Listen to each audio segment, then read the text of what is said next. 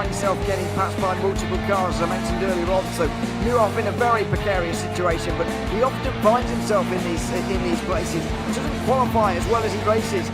Up front, they are getting with Lee Aberdeen and Luca Varani not very far apart at all here. But I just want to see how Alistair Haight deals with Marcello Kessler coming around the old hairpin.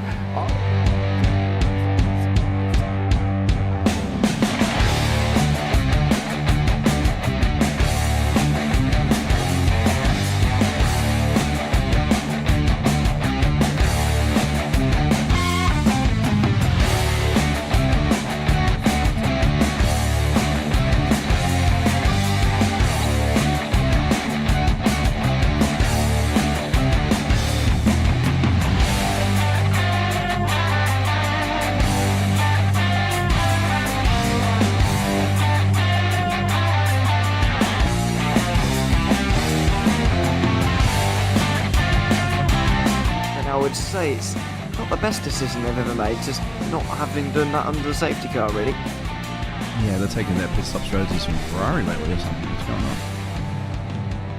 going on? In turn one, just too much gas on them, too much feet on the loud pedal, and unfortunately he's dropped him all the way down the order. But Philip Hammer is out in front by an 8.91 seconds.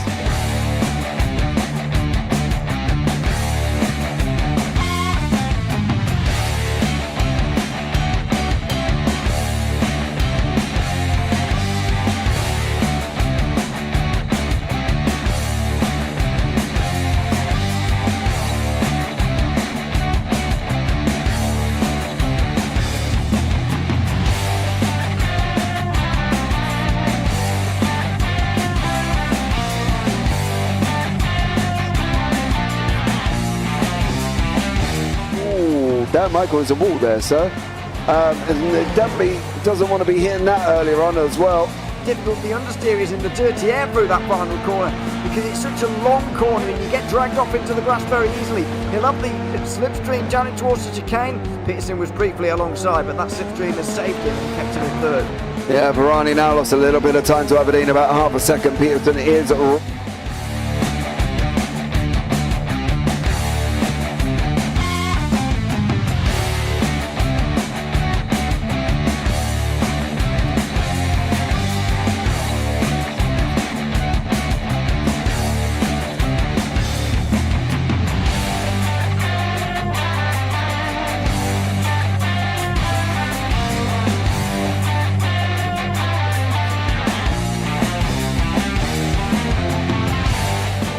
Pike's pushed Morton forward up ahead.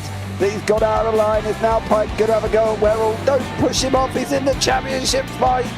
Jack Werrell chasing down Carl Jacklin. Further down, Rob Williams and Chris Barnes. Sensational run outside line now though for the heavy braking zone. Around the outside goes the Audi R8. Look how much Miller's caught back into play. Exactly. Miller's still start trouble. He's left on second and change. All of a sudden Miller's back in play.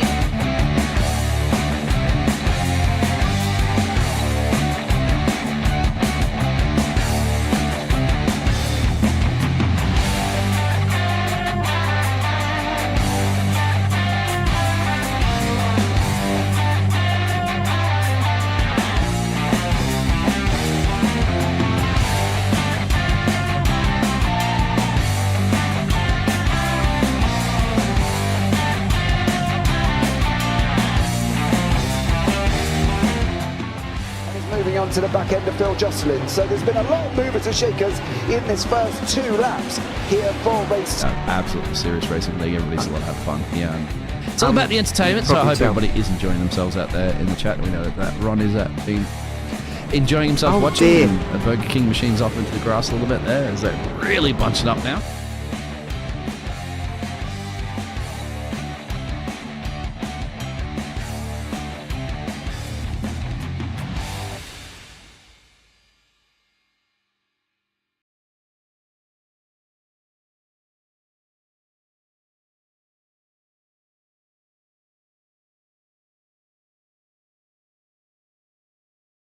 Good evening, ladies and gentlemen, and welcome back to the iFormula Super Formula Lights final round of the season, round 12, live from Circuit Zandvoort. I am James Parfitt. I'm going to be joined in the booth by Mr. Zach Sweeney here this evening, who's going to come along and join me for what plans to be, I'm sure, some awesome racing. Let's bring you up to date with the championship standings as they are currently set. As you can see, Christian Glanzia is out in front here on 294 points there. I am just checking that is actually correct here, because I believe, yeah, he is on 294. Robert Ridgway on 269, with Mackenzie Roon on 259, Mario Barbaru on 246, tied with Adrian Cudderseed. Scott Barton in 6th on 204, Ian Lance on in 7th on 187. Then we've got Alexander Rivera, Timo Nelson, James Miller, Victor Solano, Gianluca Iliano and Frederick Larson. In the AMS, as it was last time out, Rachel Jimenez is top of the standings and is the champion on 255. Alex Hinchcliffe in 2nd on 283, with Alexander Shana in 3rd. Mateus Bauka, Andy Serrano, Jack Clark, Alexander Cinco, Patrick Mitrovic, Nicholas Marshall, Hans Juncker, Eric Magnuson, Corey Buchanan, Carlos Navarro, John Journey and Jeremy Dome are the last point scorers. Let's bring in Mr. Sweeney into the booth. Good evening, Zach. How are you, dear sir? I'm very, very well, thank you. And I'm back once again for some iFL stuff. Should be very, very good. Seems I'm very intermittent with these guys with the championship, albeit on their Super Formula, or of course now with the Super Formula Lights. They never disappoint when it comes to some racing action. Zandvoort, though, it's tight, it's tricky, it's very flowing though, and I think these cars are going to be quite interesting to see around here. Yeah, I think they are. I think it should be an interesting one to see how they get on. I think, again, Zandvoort itself, though, newly scanned, we've had the banking increased, you know, all of these perks that have been done with this circuit itself. Light grid, 9 cars on the grid. What do we think here? How's it going to go down, Zach? I mean, you'd like to think it's going to go nice and smoothly, but that you know, that's never a guarantee. Particularly, obviously, when it comes to single-seater racing, particularly single-seater racing here at Zandvoort. As you touched on with the scan and the bankings, and the track has basically just become a lot faster now as well, which means you're carrying more speed. There's different lines you can take now into turn number 4 as well. That Banks hairpin all the way around. You can go inside, outside, so many different ways you can negotiate that corner. So all around the circuit there are opportunities to overtake, and with that also carries a lot of opportunity for risk. These guys though can see a lot of recognizable names from across sort of the club level of this sort of this car, this discipline. As such, they always fight to the front, and well, they are very, very strong, competent drivers as well. Of course, when it comes to the championship, it's fairly tame, so not too much to worry about in that sense. But because it's the last round of the season, people do like to go out with a bang. Yeah, definitely. Let's show you up on the team standings. As you can see here in front of you, Integ Get Good Sim Racing have wrapped it up. They're in, well, insurmountable lead over Lumos Esports in 2nd, Noxie Motorsports in 3rd, Junker Racing in 4th, Intense Sim Racing 5th, No Limits in 6th, Nelco Esports 7th, Valve Esports 8th, Maxwell Racing Team 9th, Octane Outlaws in 10th, Wolfpack 11th, and in 10th, Flat Out Sim Racing in the final 12th position. Both championships are kind of wrapped up, aren't they, really? Christian Glanzia, well, it is pretty much done. I think Rachel Jimenez, Christian Glanzia, and the Intent guys have actually wrapped it up. Yes, of course, Christian Glamseater has got a 25-point lead ahead of Robert Ridgway in 2nd. Of course, you get 30 points for a race win in the Pro Class, which is, of course, what they're in. You also get a point for fastest lap and a point for finishing a race with 0 incident points. So no off tracks, no contacts, no spins, anything like that. You get an extra championship point if you're able to do that. With the point system structure how it is, so 30 for a win, 29, 28 down in increments of 1, it's very difficult for Robert Ridgway to actually go and get a 25-point gap over Christian Glamseater, particularly because there's only 9 cars, only 6 of them are pros here today, with 3 of them, of course, being in the AM class. So it's near enough impossible for Ridgway to do it on track. He's going to need to hope that Glamseater essentially doesn't start the race and therefore can't score points. They do also get a drop score. Not entirely sure what the situation is with that as such, but we'll call it as we see it. effectively, as long as Christian Glamseter starts and scores points in this race, he'll be fine. I think it is pretty much wrapped up. I think Christian can afford to be nice and gentle and take it easy here as well. You know, we got 36 laps of racing. I think that's going to be a very interesting situation for these guys to contend with as well. I think it could be an interesting one. I know we're a bit light, but let's see how they go and what sort of racing we can get out of these guys here this evening or early evening, depending on where you are, or it could even be the morning or well into the night. Depends on where you are. Yeah, so let's bring you up the grid when it becomes available for this race, and we can bring you and show you where everybody is starting. It will be Robert Ridgway will be there on pole position when the grid wants to come up, and it's not having any of it at this moment in time, so that's nice of it. Grid. Nope, can't get the grid. So we've got Nick Marshall, then you've got Mackenzie Roon, Adrian Collison. Oh, there we go. There we go. Robert Ridgway is on pole with Mackenzie Roon in second, Scott Bart in third, Rachel Jimenez in fourth, Christian Glamseter in fifth, Alexander Shiner sixth, Tom Williams seventh, Nick Marshall eighth, and Adrian Collison down in ninth place. When it is such a short grid, Zach, would you come back through the pack and just chill out at the back and then make moves as you go? Just have fun, go out there, enjoy yourself, final race of the season. Of course, for some, there's not much on the line, particularly obviously at the front of the championship. It's more about consolation more than anything, securing a decent position, but also at the end of the day, having a bit of fun. Like I say, fight your way through, have some fun. 36 laps, let's see what we can do. Yeah, here we go. Lights are going to be off now, and we are on the run down into turn one. Robert Ridgway takes the whole shot. Mackenzie Roon in second as they come down into turn one now. Who's going to come out on front? It is Robert Ridgway with Mackenzie Roon there. Scott Barton in third. He's alongside Rachel Jimenez, who is lost a place to Christian Glamseter. Glamseter up one into fourth at the moment. Jimenez in fifth. Alexander Shana in sixth with Tom Williams, Nick Marshall and Adrian Collison behind that. But it is, as they were, Zach, Robert Ridgway did what he needed to do to get off the line, but Christian Glamseter is still in fourth place. Yeah, he is. Just, I think everyone mainly just chilling. The only position change was the Norwegian getting himself ahead of Rachel Jimenez. A couple of changes, however, big crash in the background going through turn 7. Glamseter is involved. I think Scott Barton in the mix as well. Let's see what happened. Yeah, Scott gets it wrong. Christian doesn't make... Oh, there was a little bit of contact. A little bit of contact there, but that is about it. And unfortunately for them guys, there was a slight little bit of contact. Let's put Christian all the way down in 8th place at the moment. Scott Barton off in 9th. Not again going to really change the scores here, Zach, because Christian still will score points. Yeah, exactly. It's not a huge hit to him in terms of the championship. Hit, obviously, relative to the race in the short term, with obviously you want to win the championship and the race at the same time. That's sort of the dream as such. But at the end of the day, a season's worth of hard work always outweighs just that short term sort of, I suppose, double whammy for winning the championship and winning the race all in one.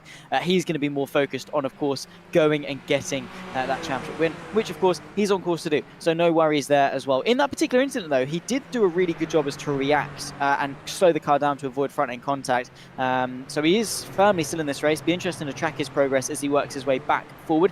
Very close to the front between Ridgway and Roon. Also, of course, this battle here between Jimenez and Alex Shana, 3 and 4, forming bit of a train, actually. A good couple of cars within touching distance. Yeah, they are. You can see there's about a 4.3 second gap, though, from Jimenez to Mackenzie Roon. And then now it's opening up a second to Tom Williams and Nick Marshall behind them. Starting to close in a little bit as they're on their run now. Currently, as well, the top part of the circuit are Bock 10, believe it or not, before they go down into the right left of Hans Ogbach here. But I don't know how you're Dutch is there, Zach, but my pronunciation not great. It's a corner that goes left or right. That's what I call it as. I basically the way I do it is the way that least that offends the least amount of people. So if it's a nice English name, I'll go for it. If it's a fairly doable Dutch name, then again, I'll go for it. But I don't want to go for it and absolutely slaughter it and just get attacked. So I'd rather not. The left-hander will do. Or turn number also works. Alex Shana pulls alongside, of course, with Williams there tucking in behind. So that's the fight for fourth. So Shana trying to focus his attention forward to get onto the podium is actually being hammered from Williams behind. But that settles itself up by the time they reach turn number 1. A decent overtaking opportunity, of course, but even in these Super Formula lights, it's a corner that's taken at relatively high speed considering how tight of a corner it is. So they are sort of just really having to pick and choose their moments, particularly because it's single-seaters, and anything that goes wrong, it could well mean race over. Adrian Colossi went in far too hot there.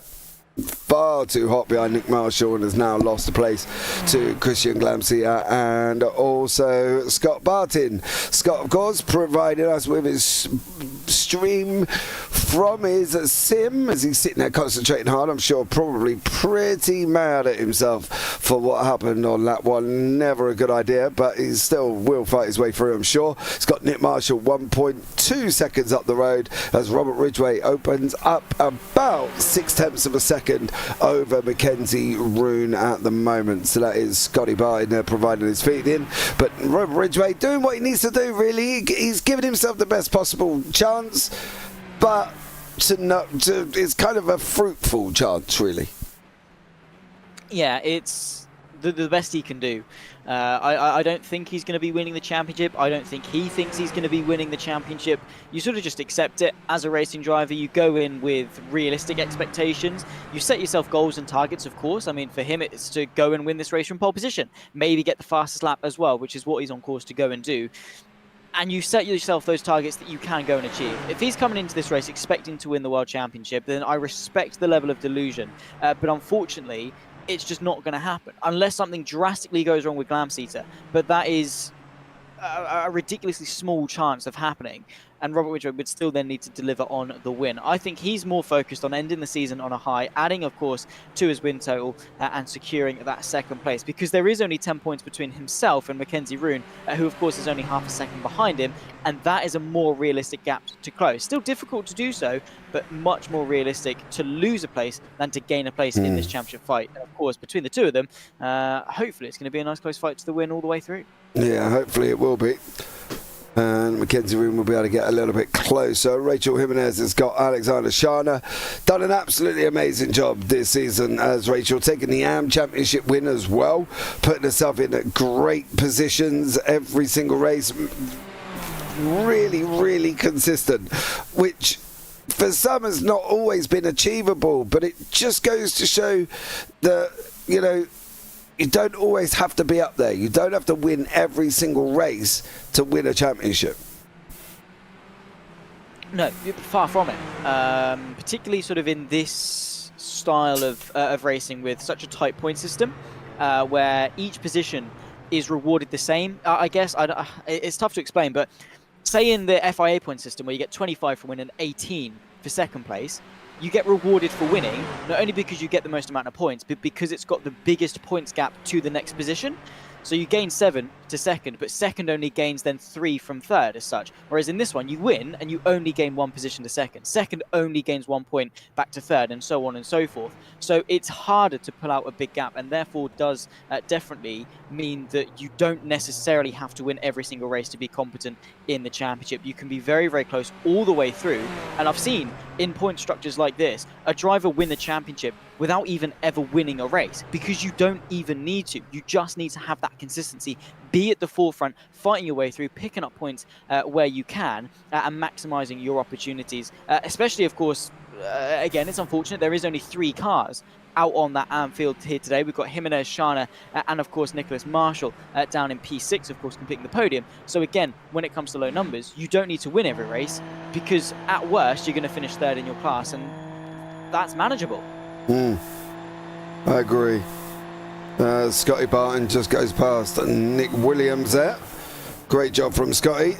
Another place he's gained coming back through the field after his incident at the beginning. He's got Tom Williams 2.14 seconds up the road. Glamseater is down here, but he's down here because he's done this, unfortunately, for Christian Glamseater, where he has locked the car up. The same place Scotty Barton did it, and near enough the end of Glamseater's demise. Yes, it was close, a close call, but he did the right thing. He was hard on the brakes whilst on the tarmac, and then as soon as he touched the gravel, he got off him. Because as soon as you try and brake on gravel, you're just not going to go anywhere. It's a very, very tough sequence as well through 9 into 10, because you're carrying a lot of speed. These cars, albeit a decent chunk of downforce, very well handling the Super Formula Light machine. They're not F1 cars. They don't have an infinite amount of grip, and very quickly you can feel the car pushing on. That curb on the exit very, very high up as well. You tap the brake, you disrupt the weight, the momentum of the car, and it's going to go round. So very easy for mistakes to happen. Unfortunate for Glamseater, because he's not exactly driving like a driver who's about to dominate the championship by nearly a race win's worth of points. But it doesn't matter, because he's going to walk out of this race as the champion no matter what. Of course, he's closing in on Nicholas Marshall. That's not for position. That is an interclass rivalry, but is coming into the pit lane.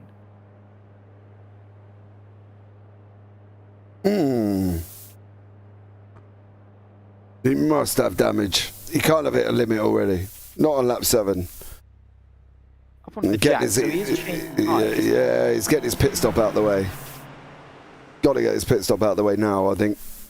Be the best place. Is it mandatory? Yeah. See, the thing with the Super Formula Lights is I think they can go it's close with the full distance on fuel. So maybe I'm not entirely sure when it comes to strategy with the Super Formula Lights. I mean, they are going to be using a lot of their tyres, particularly Glamseater as well. He's had a couple of spins. Those tyres are probably going to be feeling rough.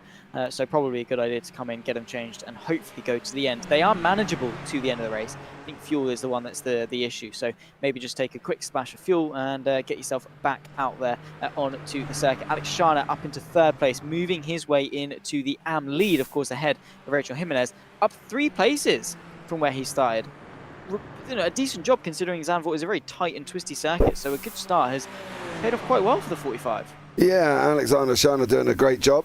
Has missed a few races this season, though. That's really shown in their point scoring system. But I'm sure Jimenez is not going to give up. She's been super consistent all season, and she'll push him for as long as she needs to. Obviously, they're both on the Lumos E Motorsports team, so we'll keep an eye on that one. Mackenzie Roon and Robert Ridgway still battling out. Roon not really making inroads into Ridgway at the moment. Is it a more sit and follow, do you think?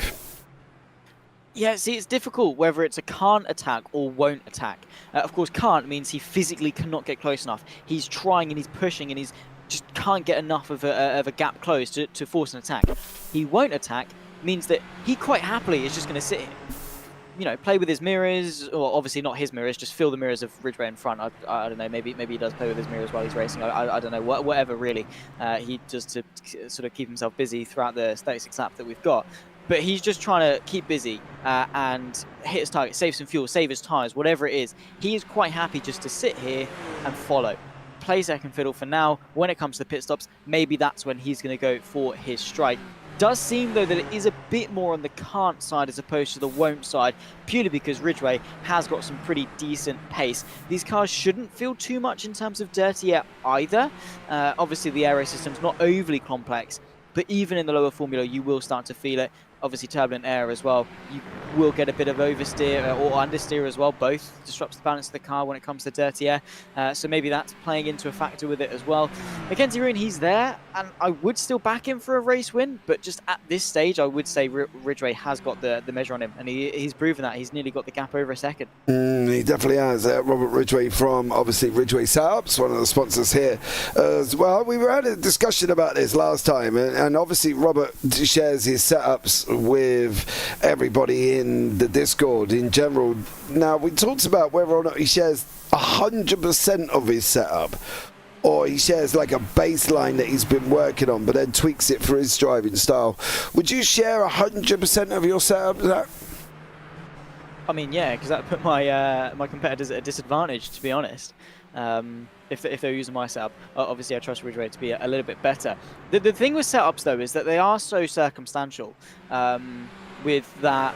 They are very fine tweaked. And yeah, a good baseline, it's a good starting point. But everyone drives that a little bit differently. People prefer a stiffer front end, a lighter front end, whatever it is. So just because someone can go really, really quickly with this setup doesn't necessarily mean someone who might be the same skill level is going to go as quick with their setup as opposed to one that they've refined themselves. Usually you'll see setup shops, and there are a few of them in sim racing as such, just release a baseline, a comfortable one that someone can get into, and it will boost their speed a little bit. Maybe it'll be more appropriate aero for the circuit, a little bit stiffer suspension adjustments, tyre pressures, those sorts of things that will almost universally give a boost to a driver's pace, maybe a bit better in consistency, but then it's on you to build upon that and add those tweaks and make those finer adjustments for yourself. So for Ridgeway, I don't know, maybe he does sell 100% of his setups, I don't know. However, Alex Shana, an interesting little accident there. Just kind of went straight on. It was a little bit weird how all of a sudden I was looked up and he's all the way down in 6th place now, in front of Nick Marshall but behind Tom Williams. And that'd be why he's just had one of them little slow, awkward kind of moments where he just went in too deep and couldn't quite stop it there. Consistency may be the toughest thing to achieve in racing, as in real life. So proud of my sister Rachel. That is Walt. Walt has been with us for most of this, well, pretty much all of the season. Doodly doodler. Yeah, Rachel's doing a great job. Walt, she has done an absolutely stellar job. Wrapped up the championship last week. Couldn't be caught after that, and as now can just sit back and comfortably drive in the top 3 at the moment. Got Scotty Barton closing in 2.93 seconds back, and to be honest, I think Zach as well. Rachel herself, you know, is there enough superlatives to say how consistent she's been, how sort of, you know, manageable, managing everything, managing traffic, managing everything around the why she's been racing and is taking the championship? It just goes to show that it can be done just by being consistent on the racetrack. There's a reason that people say consistency is key. You know, we don't say it just as a niche thing, and it's easy to say. Don't get me wrong, some of the time we do, because it is. It's an easy thing to say. Consistency is key, but it doesn't take away from the fact that it is so undeniably true.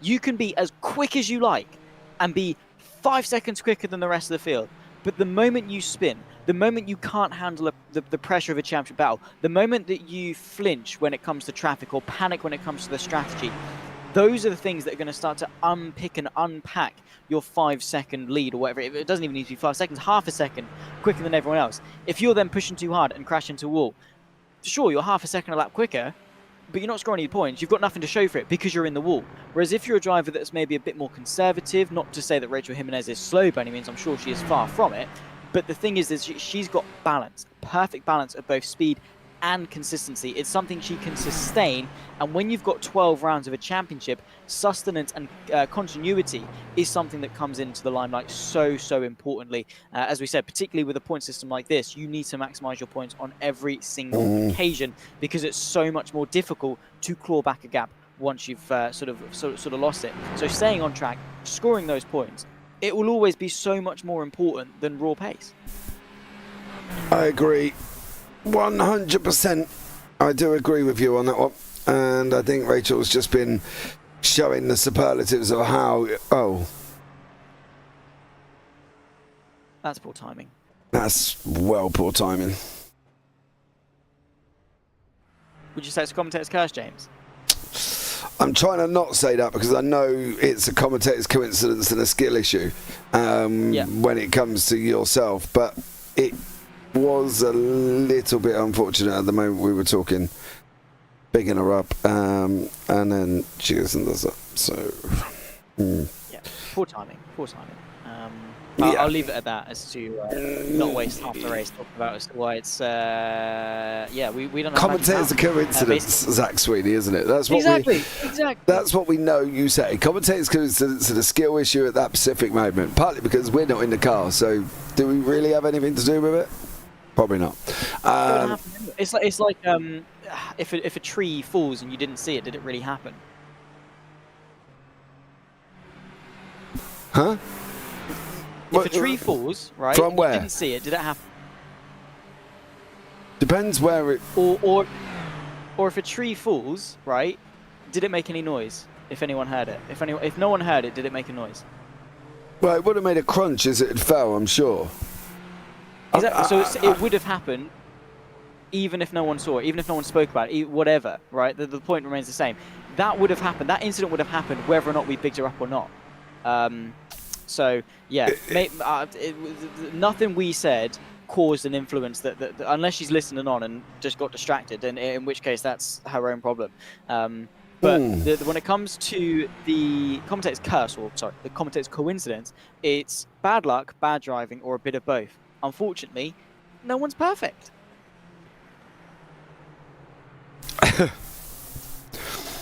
And I'll settle with that. I'm done. I'm happy. Good. I've said my word. Well, says commentator's curse, and then he put joking next to it.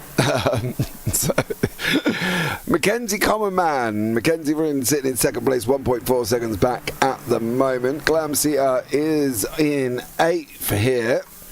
And obviously you saw him have that moment. So Christian is all the way down in 8th. But again, not really going to matter.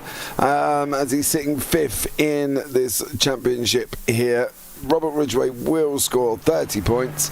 But Christian Glamseater is still going to get 25, so therefore it's no real loss for that one. I think as well Christian just done what he needs to do. We've got Shana and Jimenez into the pit lane.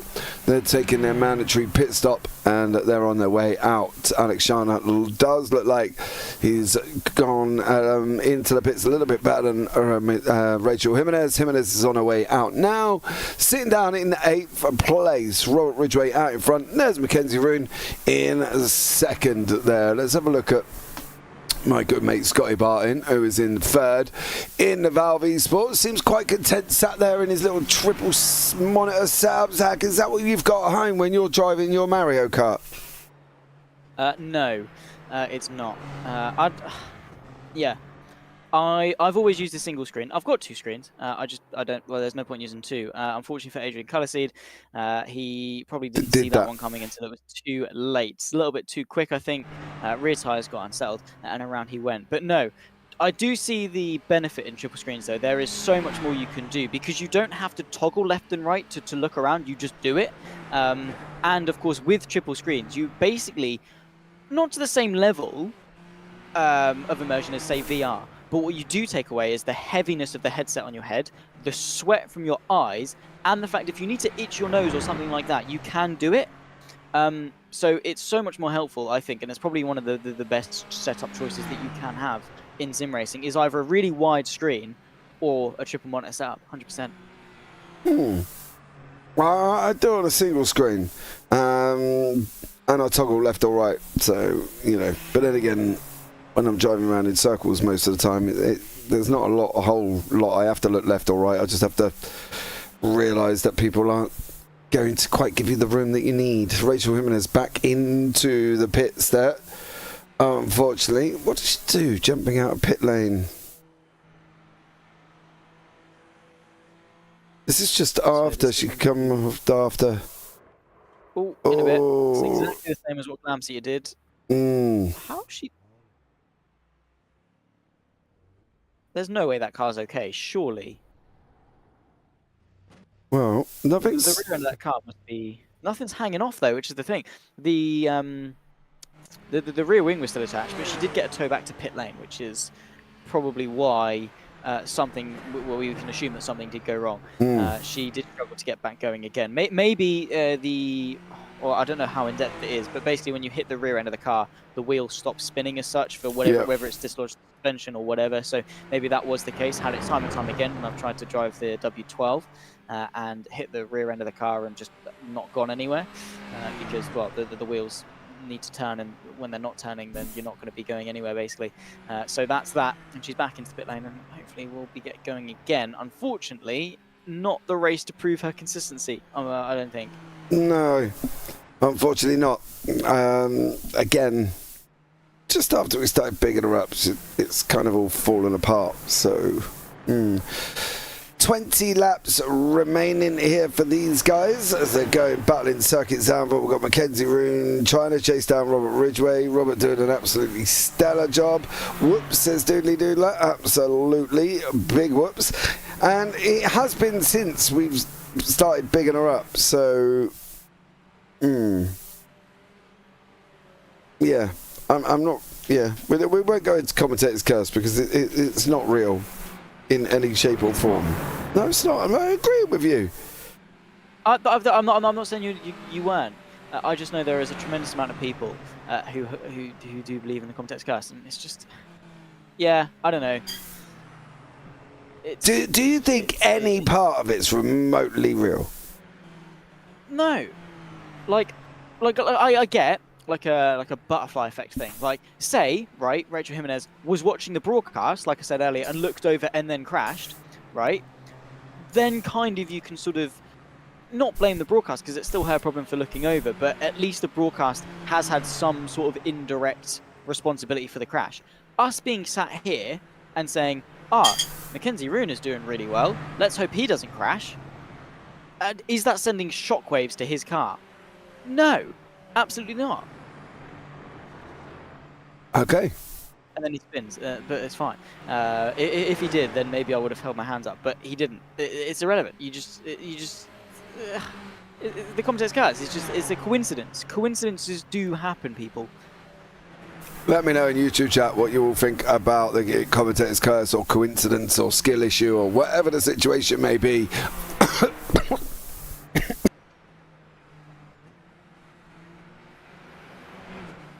What's that called? Yeah, nice. Yeah, excuse me on that one. Yes, it is called a commentator's cough. That one as well. But there we go. Up and running. Still got cars out on the circuit. People who have not made a pit stop. Nick Marshall here in 5th place. Tom Williams has not made his pit stop. And then you've got Scotty Barton has not made his either. Mackenzie Roon and Robert Ridgway. Lap 18, halfway through, Zach. 18 to go. What do we... Doodly Doodles put commentator's curse is real. To be fair, it's not. Sorry. It just isn't. Like I say, I always say, it's bad luck, which happens, right? Bad driving, which again, happens. Or a bit of both, which, by the way, happens. Those are the three causes. Bad luck, bad driving, bit of both. There's no other way about it, really, when it comes to the commentator's curse. That's what I think. You know, you're all entitled to your own opinion, even though you are wrong. But anyway, into the second half of this race. Mr. Sweeney. I'm sorry, it's true. You're all entitled to your own opinion, but you're wrong. Well, Alex Shana has been not listening to us, and it... Oh, that's never a good way of doing that. He's come off the corner and stuck it into the wall, I think. Oh. He's done... Oh, that's a wheel disconnect. That is 100% a wheel disconnect. Purely because the input stayed the same. He stayed right hand down. Look, right there. Yeah. Wait. Surely... No, that's sure. That seemed too progressive to be a wheel disconnect. Like, the car just there sort at of, the end like, looks like... straightened out. Yeah, there at the end looks like he could have disconnected, but the fact that he goes to the right and then just... straightens it, like as if he's doing it himself. It's not like a sudden straighten as if the wheel's disconnected and recalibrated or whatever, or like it's disconnected and stayed right hand down. He's gradually opened up the steering. But why would he bin it? I don't know. He's typing now. I'm waiting. I'm waiting with bated breath about what has happened to Alexander Shana. Robert Ridgway there. Mackenzie Roon at 1.3 seconds at the moment. No such thing as commentator's curse. Total coincidence. There we go. As Robert Ridgway's in and Mackenzie Roon is in. And they're both doing an absolute stellar job out in front here as well. 16 laps to go. We've just got to see if Scotty Barton's coming in with Tom Williams. They look a little bit further around the circuit at the moment. They are. Nick Marshall has unfortunately had a crash. It looks like Christian Glamsier may have also gone off track again. He's come back on, but what did Nick Marshall do to himself here as well? He's coming out of the pit lane.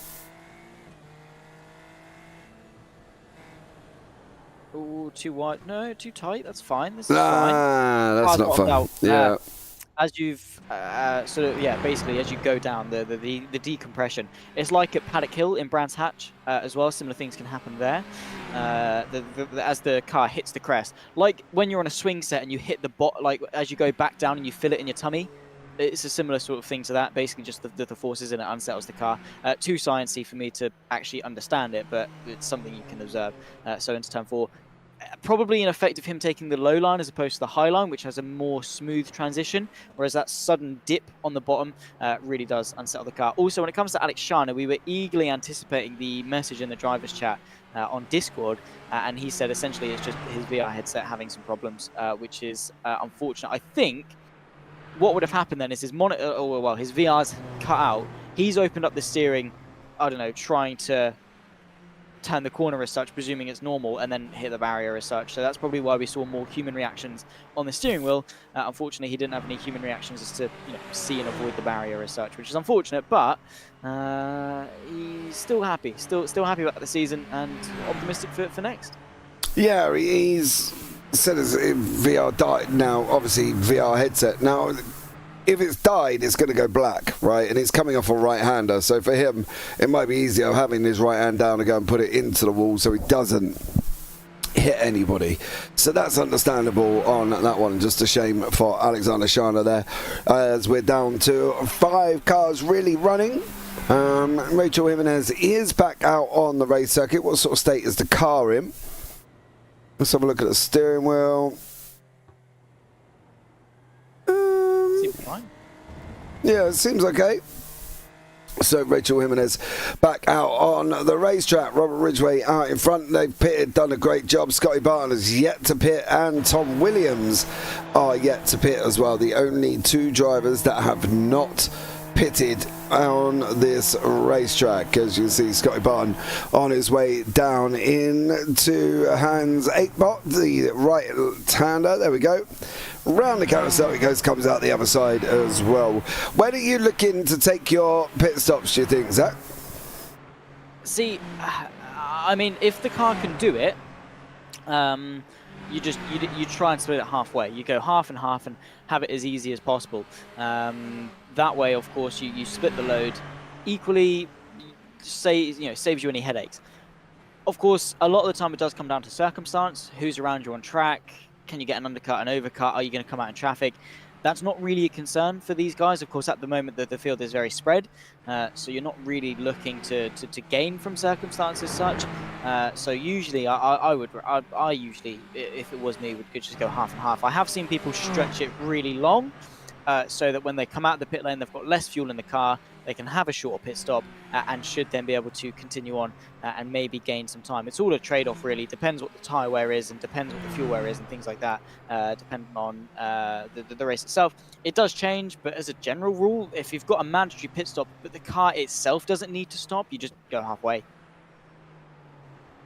I think that halfway would be the better option. Depends on what their situation is for Scotty, of course, depending on how far he's trying to move himself through the order. Christian Glamsey has just cleared Tom Williams. Williams has made his pit stop, come out of the pits, and unfortunately has lost that place to Glamsey, who is now in 3rd. Scotty Barton in 2nd. Mackenzie Roon. Ooh.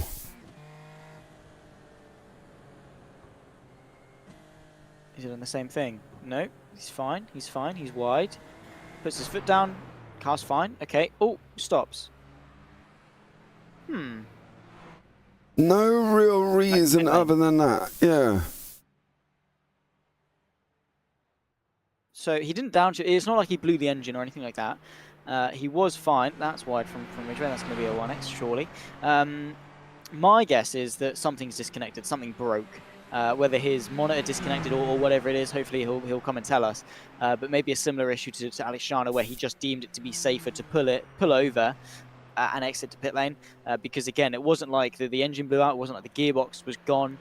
He just stopped. So my guess, as I say, is either his pedals disconnected or something, or yeah, his monitor turned off and it was just safer to pull over. Simple as that, really. I mean, safest way to get about things. Just a shame that his race is over. Yeah, it is. We'll try and find out. I have dropped him a message to see if he can tell us what went on and why it happened, or what happened. He's typing now. I wait for bated breath here as well. Robert Ridgway out in front, Scotty Barton in second, Christian Glancy in third. Tom Williams back in the pits and coming back out of the pits. No real reason at this moment in time, so just waiting to see if there is anything that's popping up from Mackenzie, but can't see anything at the moment. Rachel Jimenez still out on the racetrack, doing a stellar job, sitting in 7th overall. Will be 6th overall when she clears Mackenzie Roon, so we'll just find out and see from that one. But Robert Ridgway's kind of been an unstoppable force up front, did a stellar job. He has done. It's a shame that this sort of form hasn't been with him all season long. I mean, of course, he understandably has fought really well with race wins and such. Won the last time out at Japan, won the week before that as well at the Italian Grand Prix. Maybe just some poor attendance, not necessarily going his way, but he's on the bounce. I mean, he didn't win a race until that win all the way in Italy. And has since, well, or is on course to win every race since then. So potentially just a little bit more consistency going his way would reward him with potential championship glory. But his race wins and things like that, this would be his 3rd of the season, and therefore would be a quarter of the rounds going the way of Robert Ridgway. He is not a slow driver by any stretch of the imagination, and really does love this level of car. Used to see him in the sim racing for simpletons from the 3 championship, where he was very, very strong in that. Competing at the high level, race wins, podiums, top 5s, whatever.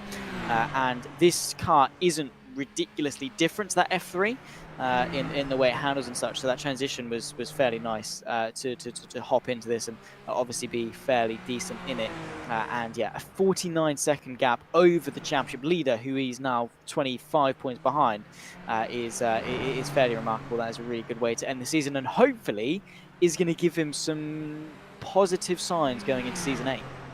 Yeah, hopefully there as well. Right, details on Mackenzie Rooney. He got a 40-second penalty for coming out of the pits. He's not entirely sure what for. He thinks it might have been crossing the white line on pit entry, but he's not 100% sure. And as he says, there's no point hot lapping after that though, but he was having great fun up until that moment and enjoyed the racing. So Robert Ridgway, Christian Glancy, Scott Barton and Tom Williams. Then we got Nick Marshall and Rachel Jimenez, our last cars on the circuit. What sort of prep are they going to get out of this event, Zach, to take them forward into next season? What do you think there's going to be a big sort of help completing this one?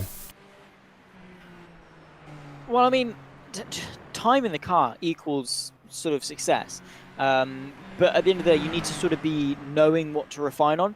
You know, I could go out and do laps upon laps upon laps upon laps in a Porsche Cup car, and I would be nowhere near Sebastian Job, of course, the 2020 and the 2024 iRacing World Champion with Pesk. I could go out and do that. I'd be nowhere near him. If I just did laps upon laps in the same car, I'd get quicker, but I wouldn't be able to refine myself to that level. You really have to hone in on specific areas of your driving, whether that's the setup, learning how to refine the setup, or, you know, going and buying them. That's fine as well. Don't judge if you can't, because people can't. They either don't understand it, they don't have the time to put into it.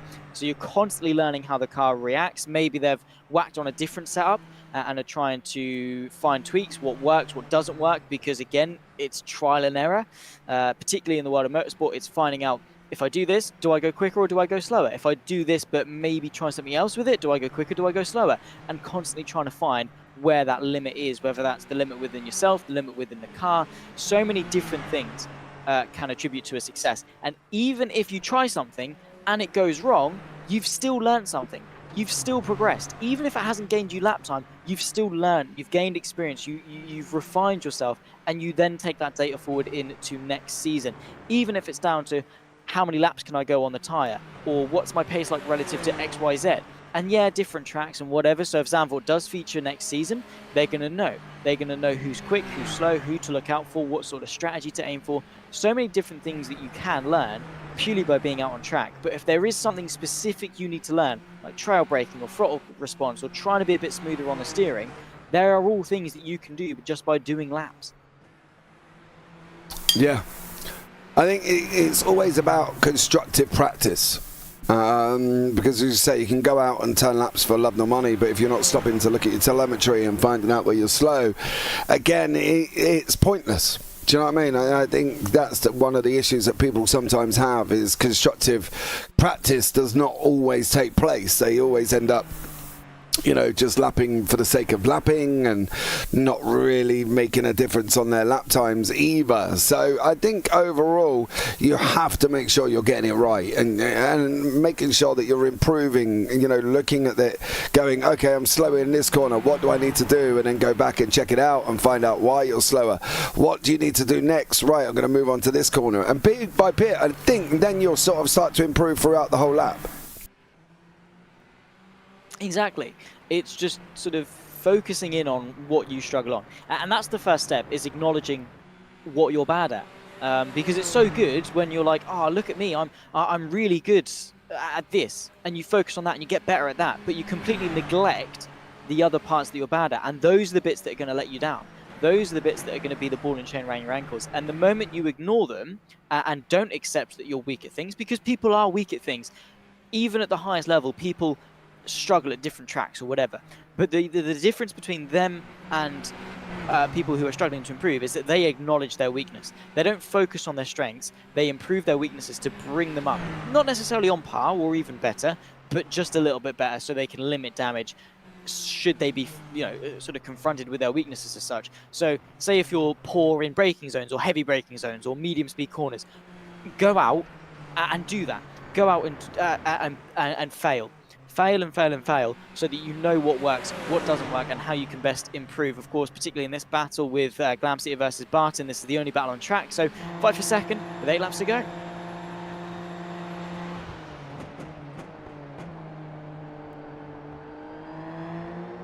Scott Barton, of course, going to the outside. Nicely done between himself and Christian Glamseater as they run their way through Sector 1. The, of course, 99 Machine going to go to the outside. It's the inside for the next braking zone.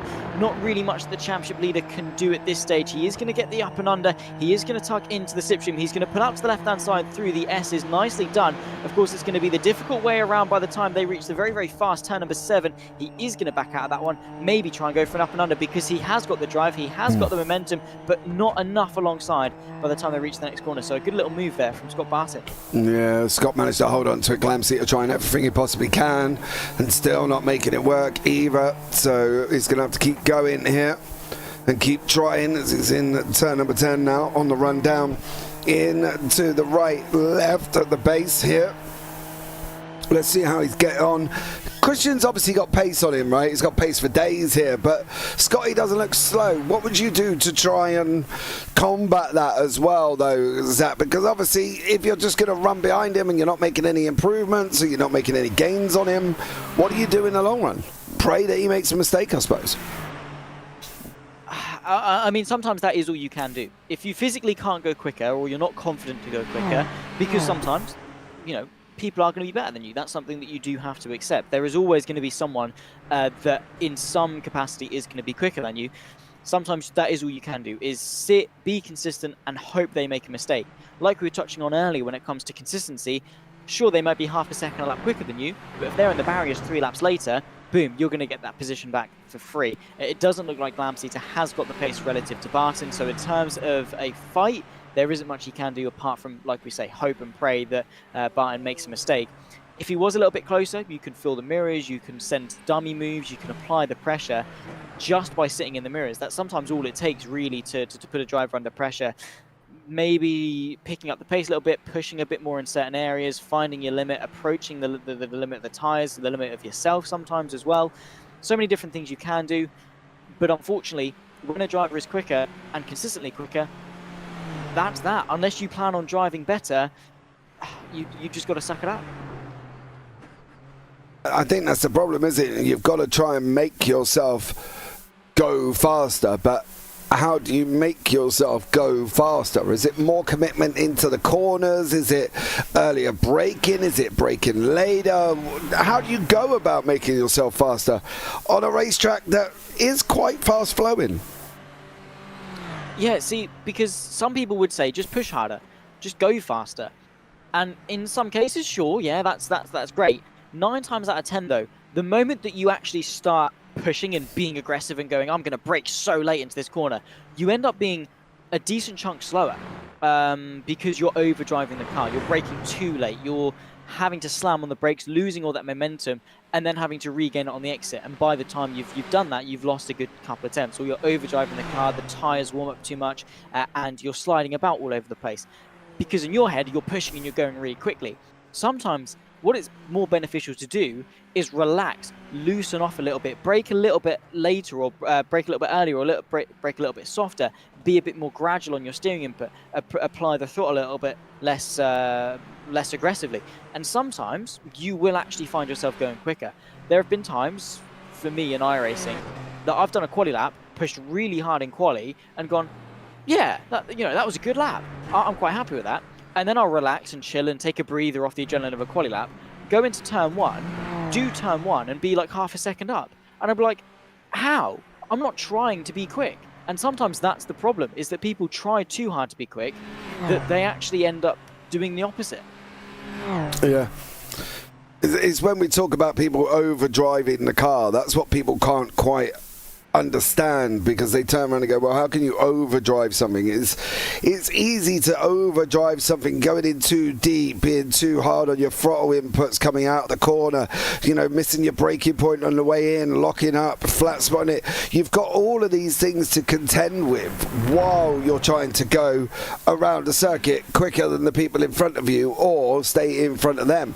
It's not an easy task here, and I think people sort of underestimate a lot of racing, especially within games. I think, they just see it as, oh, it's a game, it's, you don't have to worry too much about it, but, for some people it's just not a game, is it? It's more of a life, I suppose, as compared to what a hobby would be. I mean, yeah, it's a simulator. It's the closest thing you get to simulating real life. You look at games like Mario Kart, whatever, that's a racing game, right? Because it's not trying to simulate real life. You're in go-karts with these pretend characters and you throw bananas at people, right? Or, well, you drop bananas backwards and hope they spin on it, whatever, right? It's a game, and it's not trying to simulate reality. Whereas iRacing is, you're in real cars, in real tracks, in real settings, with real conditions, in a real race. And it's trying to simulate that to you and get yourself a real immersive experience. So it's not just a game, and yeah, fundamentally cool, it is pretend race cars, but when you're in a competition, you don't care what it is. It's a competition and you want to go and win it. And it's a good thing actually recently that people are taking sim racing more and more seriously. I know there is a couple of people out there, not just from the driver side of things, but also from the broadcasting side of things, that are just like, yeah, but it's the sim stuff, it's not like the real stuff, it's not the same, you're not a good driver if you're good in the sim. But trust me, you are. The fundamentals of sim racing are there, right? You're turning a steering wheel, you're pressing pedals. Fundamentally, you're doing the same things that you would be in real life, minus all the immersion and stuff. So, yeah, for some it might be a little bit less serious, but for others, that it's their life. There's so many people have full-time jobs in sim racing, and you'd be surprised how that number is increasing more and more and more year by year, with people earning more money from competitions or getting into the broadcasting or whatever it is. This isn't just a game for some people. Like you say, it is their life, and people take it seriously. I mean, at the top level, it's not just a game, because whether or not they have dinner that evening depends on how good they do in that race. I think, now I've spoken to drivers who are, 6-7K, who are at the top end of the I rating scale, and they've turned around and said, James, it's a game. It is literally a game. So somebody come and put up the other day, and when we had this debate last time, and they were like, it's a simulated racing game. And I was like, okay, that can work, because I suppose in a way it is a simulator, it is a racing game, and the way I see it is, if people at 6.5, 7K are turning around going, it's a game, they kind of have to be listened to. They kind of got the respect there a little bit. Do you know what I mean? Oh yeah, 100%. And I always do play into more of this. I mean, it's a balance, right? Sure, there are competitions that are, you know, that ride so much on these things, and with prizes and whatever. But fundamentally, it's pretend race cars going around a pretend race circuit. How serious can you take it? And I mean, some people do really get sort of offended when things go wrong. They kick off, they ruin friendships, and it's just a case of, well, why? What do you gain from doing that? You're not going to rewrite what happened. You're not going to tell a different race. You're not going to get the prize for kicking off. Just lighten up a little bit, and you can understand why people are taking it seriously. You can understand why people take it casual, but it is a nice bit of balance between the both, and an important piece of balance between the both as well. Because those that are at the top level, you know, 6, 7, 8, 9 KI rating, whatever, that are winning competitions and are playing for prize money and things like that, it can very quickly become a job, and that's not what you want sim racing to be. Sim racing shouldn't be a job. It's a hobby that pays you really nicely. Because the moment you see it as a job, you'll treat it as a job. You know, you wake up, you dread going in, you know, you do your 9 to 5, whatever, and it becomes a chore. And that's the last thing you want as a sim racer.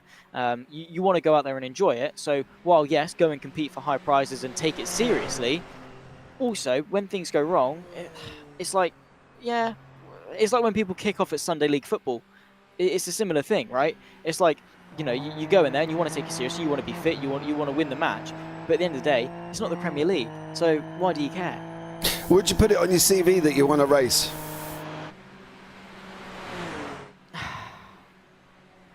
No. It depends. If I am a sim racer or whatever, and I don't know, because again, it's not, when it comes to sim racing and things, you don't have a traditional CV as such, because you are you go and make contacts. You do the proof on the racing. So you're not actually going to apply to say, like Max Verstappen didn't go on Indeed and apply for Red Bull Racing, right? He phoned up Helmut Marko and sort of proved why he was good. He didn't, you know, do a quick apply or whatever. It's a bit different. I mean, from the broadcasting side, obviously it's a little bit different, but maybe you would. You'd say, oh, I assisted production at JPB, give me a job at, you know, media in real life or whatever. A bit different on that side. But with racing, would you say I won the iFormula League, you know, Super Formula Lights race at Zandvoort? Probably not, no.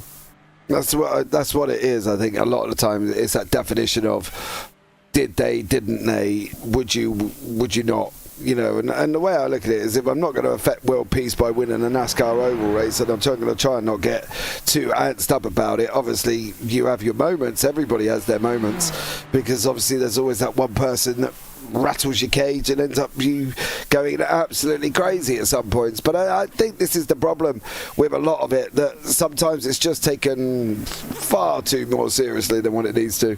You're never going to affect the world by putting on your CV you want a sim race at Zandvoort. Robert Ridgway is just about to do that by a near enough 55 seconds of a gap over Scotty Byrne, and has been absolutely insane. He's been out in front, he's taken the win, he's done everything he needs to do. Unfortunately, still not enough to take the championship. Calamity will wrap that one up here, and Rachel Jimenez wrapping up the AM championship.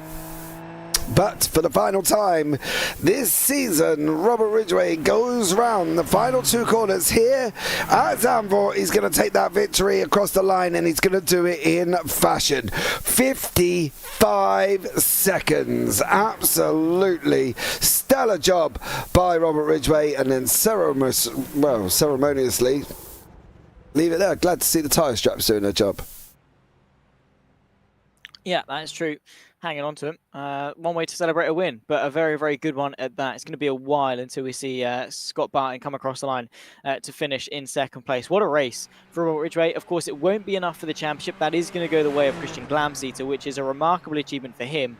But what a way to end the season. A 55-second lead. Class of the field, he was uncontested. Even by Mackenzie Roon, who was the next closest, he was uncontested. Literally. Hardly touched at all.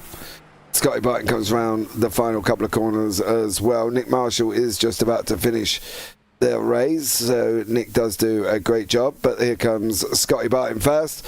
He's going to come over the line, finishing in second place. Stellar job from him, with Christian Glamseter in third. Awesome job there from him as well. We'll bring you up the final standings of today's race. Well, that's one way of going over the line from Christian there. But here are the results from today's race as well. Robert Ridgway takes the victory. Scotty Barton in second. Christian Glamseter in third. Tom Williams fourth. Nick Marshall fifth. Rachel Jimenez finishes 7 laps down. Mackenzie Roon, Alexander Shana and Adrian Colourseed also more that did not finish the race. Tough race when you're hot lapping on your own, Zach. But at least, you know, some of them have finished the race this evening. Yeah, and that's the thing sometimes for people. We talk about targets and aims, and for some, it is just getting to the end of the race. And that's an achievement in itself. Whether you are going out there just to complete a race distance or to maximise your points or whatever it is, getting to the checker flag is an achievement within itself. You're there, you see it through, you end the season on a high, and what a season it's been. Yeah, absolutely. We'll start off by having a chat with Mr. Scotty Barton here as well. The man, actually, let's start with Christian Glamseter. He finished in third here as well. Christian, welcome in. How are you? I'm great. Thanks. How are you? I'm all right, mate. Very up and down race for you today. It's like a bit of a roller coaster.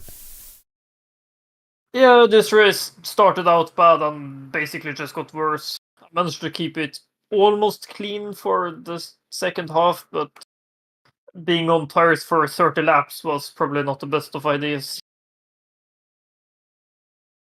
Going forward, though, you know, you've wrapped up the championship. You're going into the final race of the season, winning the championship. Did you prep any differently to what you normally do for this one?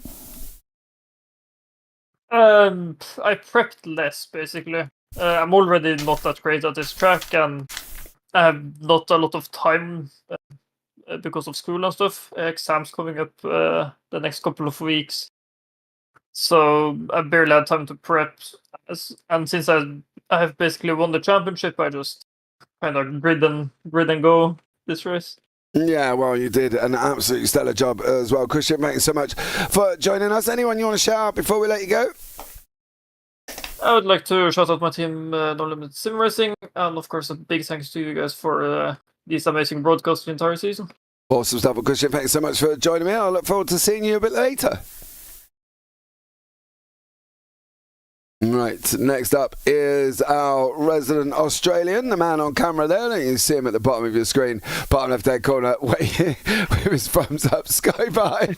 How are you, mate? How's it going, boys? Yeah, I'm all right, mate. How's it going for you? Oh, tired, man. Tired. Tough Big race. series, been fun. Tough race, lap one. Sorry. Tough race. Yeah. Car just got a.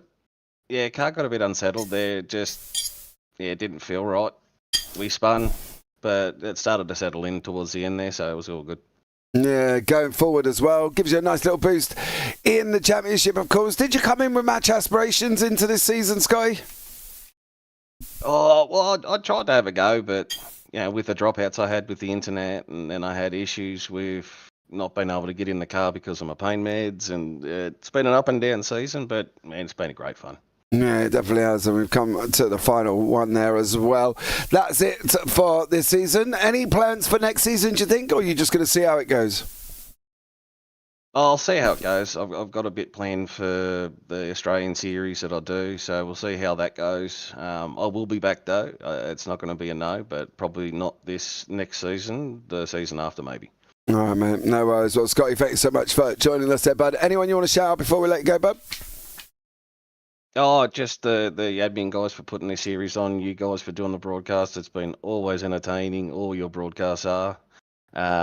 Boys at Valve, everything simulated, RSW graphics, and yeah, everybody for racing and tuning in. Awesome stuff. Well, Scotty, give us one final wave before we let you go, bud. There you go. Scotty Barton, Aussie See you, boys. See you later, mate. Take care. Yeah, mate. Right, and next up was your winner of the race. He run by an absolute country mile. He could have had his nan sat on his nose cone and still would have finished in front, Mr. Robert Ridgway. Robert, welcome in, buddy. How are you? I'm doing pretty good. How are you guys doing? I'm all right, mate. Just watched you literally dominate a race. Not quite enough. You know, you needed Christian to almost not be here to take the championship, but you finished in second place there. Good job for you overall. How was your season reflecting on it now? I'm not gonna lie, I did reach out to my contacts at the NSA to see if we could get his internet disconnected, but he's out of the U.S. country, so they weren't able to pull it off. Oh, shame, mate. You must have known But somebody yeah, in Norway. he was racing. I was like, he's got it. He's gonna get it. Yeah, he just had to show up, basically, dude, I think, on that one. But look, you know, not a bad season for you, right? This was good. This was solid. I mean, I had Rune behind me, like a coach in a golf cart chasing me, and then I guess I just found out he got a little penalty. So I was like, man. So the rest of the race was just hot lapping. But yeah, Rune was pushing me. He might have had a good chance for it. Yeah, we did say there was no point in hot lapping for him after that, after he got his 40-second penalty there as well. Listen, how would for you, how would you sum up your season? Do you think you've had a good one? Would you look at it and say, oh, I could have done better here, I could have done better there, might have been a little bit closer at the top? Tell us from your own words, how was it for you? It was solid. Early on, I was kind of not doing too much practice, focusing on officials and making setups for everybody and officials. And then somewhere it was Monza where it really clicked. I was like, you know what, I can win some of these races. Let's put a little practice in and make a nice setup for it. And you did an absolutely stellar job as well, Robert. Thank you so much for joining us. Well done on your second place. Anyone you want to shout out before we let you go? Shout out to you boys. Y'all had fun. Y'all do a great job. Shout out iFL. Good league. Great little season we just had.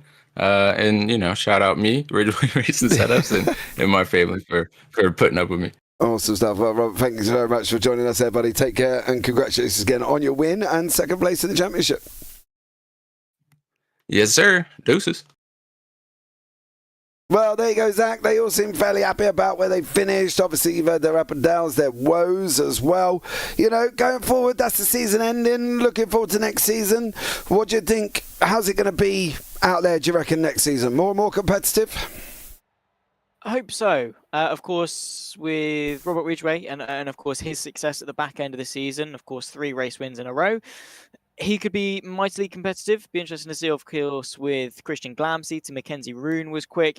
If they've got consistent numbers and like Ridgway, Glamseater and Rune all there in attendance every single week, then that Pro Championship is going to be very, very tight, hopefully, all the way through the season. But high prospects, clearly some good talent on the grid as well. Yeah, absolutely. Right, guys, that's going to wrap it up. Stay tuned for more action that's coming up. Here's the pole position racing not long after this one. Then we've got IGP fun after that, and then sim race for simpletons later on as well, if you're a bit of a night out in the UK. But for now, guys, I've been James Parfitt alongside Zach Sweeney. Take care, have a great week, and you never know, we might see you on a track sometime. Good night.